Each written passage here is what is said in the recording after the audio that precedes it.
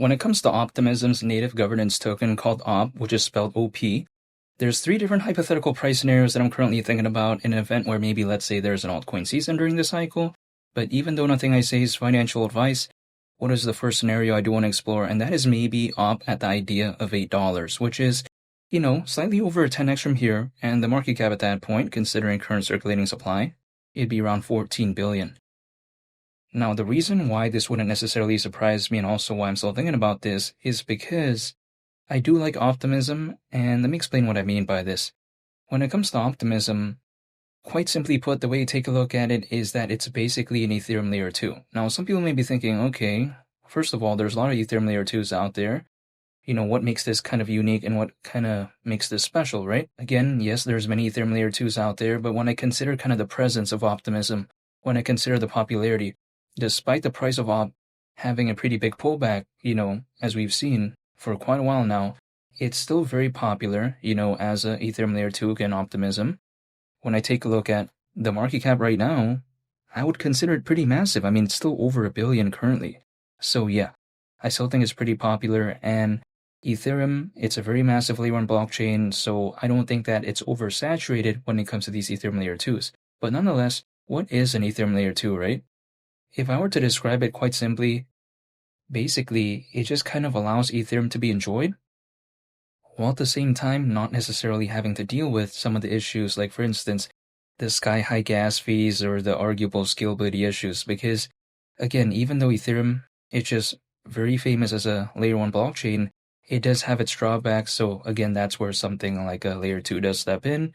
And now granted, there's stiff competition out there when it comes to Optimism. There's Arbitrum, right, which many people kind of consider its main competitor, but also, we take a look at the base network, which is Coinbase's layer 2.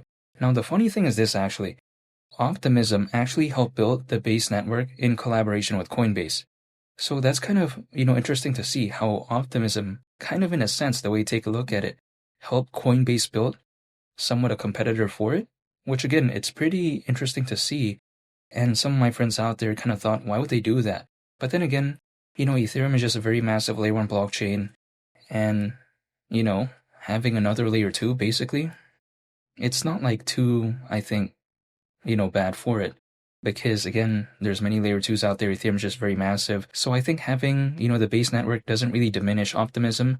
Sure, it may take a little bit of its popularity away in a sense because it is, another Ethereum layer 2. But I still think it puts the name out there when it comes to Optimism. And again, it's kind of difficult to become oversaturated when it comes to layer 2 for Ethereum if Ethereum just as a layer 1 blockchain is that massive.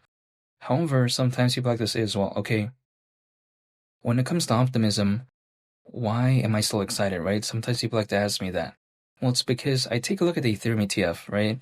Which, Ethereum reaching a new all-time high during this cycle, of course, is very popular, but at the same time, if there's that next leg up, and let's say there's even more attention for something like the Ethereum ETF and just Ethereum in general, could maybe Optimism go along with the ride? Again, we've seen OP, historically speaking, its native governance token, kind of do well, at a certain point. Right now, of course, there's a pullback, but I'm saying it's kind of proven that historically.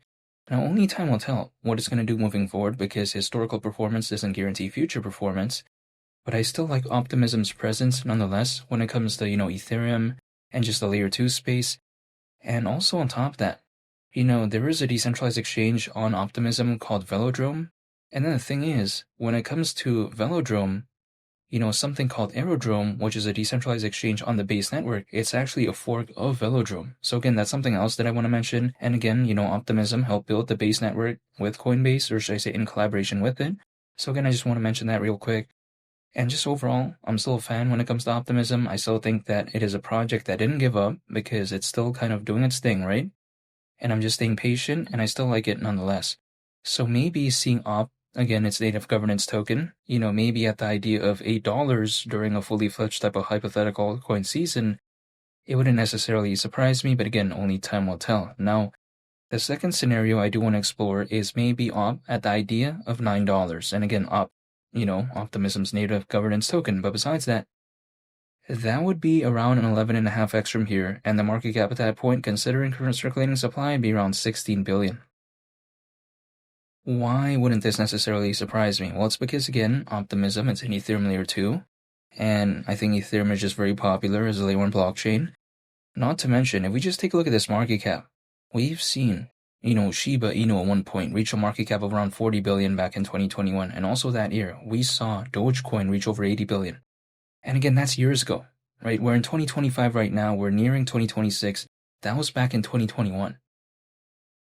So, yeah, I just don't think it's such a ridiculous market cap in this case, but this is just my perspective.